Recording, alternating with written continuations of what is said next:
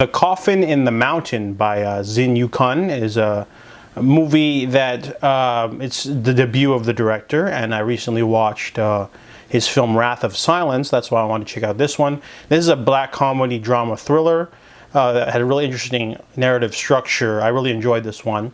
It is about Zhong Yao. He is the son of a village director, like the leader of sorts, and he visits one day. However, he's given some news from his girlfriend that she's pregnant, so he's not sure what to do.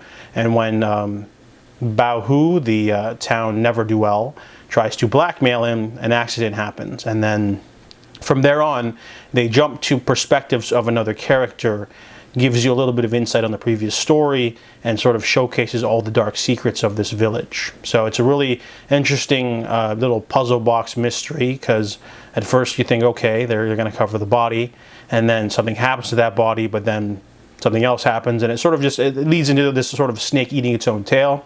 So there's four main stories that sort of link into each other to get the payoff at the end. The movie's really intriguing. I like the storylines, the characters. I like the ruralness of it. The set design's really good. This one is a lot more well-rounded than a movie like Wrath of Silence, because it's about the same length. Wrath of Silence is a full 2 hours. This one's like 1 hour and 50, but this one packs a lot more stories and more intrigue going on, and you're trying to figure out what's going on with the different characters and how they're connected.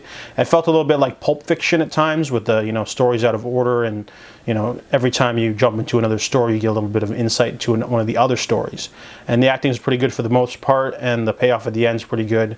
It's a perfect mix of black comedy and drama, mystery, thriller elements, all taking place in like a small town, rural place, a village, and I really dug this one. So I give The Coffin in the Mountain a 7 out of 10.